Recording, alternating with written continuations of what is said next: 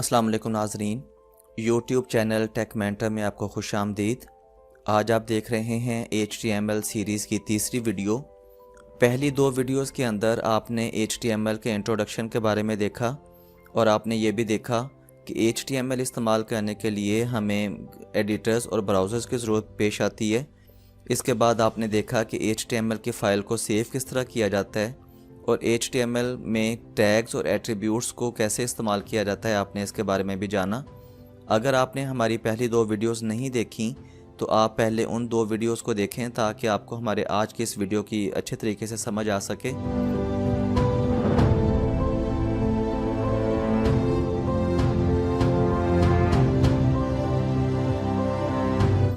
आज की इस वीडियो में हम बात करेंगे HTML के बेसिक स्ट्रक्चर की। वेब पेज बनाने के लिए ये बेसिक स्ट्रक्चर जो है ये हर वेब पेज के अंदर फॉलो किया जाता है। सबसे पहले हम HTML टैग इस्तेमाल करते हैं। HTML टैग जो है ये बताता है कि हमारा ये वेब फाइल जो है ये HTML के अंदर तैयार की गई है। HTML के बाद हम हेड टैग इस्तेमाल करते हैं और हेड टैग के अंदर ऐसी इन्फॉर्मेशन स्टोर की जाती है, ऐसे टैग्स को इस्तेमाल किया जाता है जो कि वेब पेज के ऊपर एज ए कंटेंट शो नहीं होते, बल्कि ये सिर्फ वेब सर्वर्स को इन्फॉर्मेशन प्रोवाइड करने के लिए यहाँ पे टैग्स को इस्तेमाल किया जाता है। सबसे पहले जो टाइटल टैग इस्तेमाल किया जाता है, इसके अंदर लिखते हैं वो आपको वेब पेज के टाइटल बार के ऊपर उसके नाम के तौर पे नज़र आता है। हेड टैग के अंदर टाइटल टैग के अलावा अगर हमने एक्सटर्नल CSS स्टाइल शीट इस्तेमाल की है तो उसका लिंक जो है वो भी हेड टैग के अंदर ही दिया जाता है। अगर हम मेटा टैग इस्तेमाल करते हैं हेड टैग के अंदर, जिसके अंदर पेज की डिस्क्रिप्शन दी जाती है या डॉक्यूमेंट के ऑथर के बारे में इंफॉर्मेशन प्रोवाइड की जाती है या व्यू पोर्ट सेटिंग जो है ये भी हम मेटा टैग के अंदर करते हैं। इसी तरह अगर हम स्टैंडर्ड फ़ॉन्ट्स के अलावा गूगल फ़ॉन्ट्स इस्तेमाल करना चाह रहे हों तो उनका लिंक जो है वो भी हेड टैग के अंदर ही दिया जाता है। तो ये तमाम इन्फॉर्मेशन जो है ये हेड टैग के अंदर दी जाती है। हेड टैग के बाद हम इस्तेमाल करते हैं बॉडी टैग।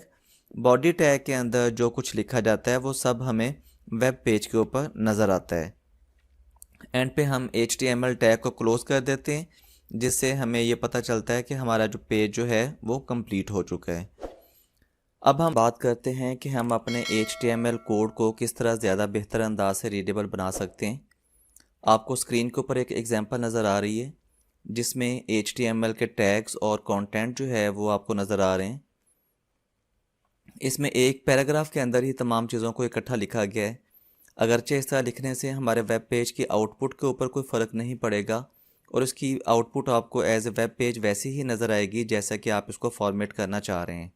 लेकिन इस तरीके से लिखने से आपको एज ए वेब डेवलपर इस कोड को ना सिर्फ समझना आपके लिए मुश्किल होगा, बल्कि अगर कुछ अरसे के बाद आप इसमें कुछ तब्दीली लाना चाह रहे हैं तो आपको वो भी बहुत मुश्किल होगा आपके लिए। तो बेहतर ये है कि आप जब भी HTML का कोड लिखें तो उसको प्रॉपर अंदाज में लिखें ताकि उस कोड को समझना आपके लिए आसान हो। हम देखते हैं कि हम टैग्स के अंदर किस तरह स्पेसिंग और इंडेंटिंग यूज़ करते हुए उसको बेहतर अंदाज से लिख सकते हैं। अगर आप स्क्रीन के ऊपर देखें तो आपको नज़र आ रहा होगा कि जो कोड जहाँ पे शुरू हो रहा है उसको हम उसके नीचे उसी अंदाज में हम उसको उसका एंडिंग कोड टैग जो है वो लिख सकते हैं। जैसा कि आपको नज़र आ रहा है कि HTML हमने टैग स्टार्ट किया तो एंड के ऊपर हम HTML टैग को उसी जगह पर हम क्लोज़ कर रहे हैं। HTML के बाद हमने जब हेड टैग लिखना है तो हम उसको इंडेंट दे के उसको आगे ले जाकर उसको लिखेंगे।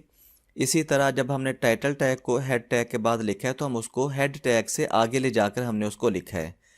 तो हेड टैग जब हमने क्लोज़ करना है तो जहाँ पे हमने स्टार्टिंग टैग लिखा था उसके नीचे ही हम हेड टैग को क्लोज़ कर रहे हैं और हेड टैग के नीचे हमने बॉडी टैग स्टार्ट किया और बॉडी टैग के अंदर जब हमने हेडिंग और पैराग्राफ टैग को लिखा है तो उसको हम बॉडी टैग से आगे ले जाके उसको लिखा है।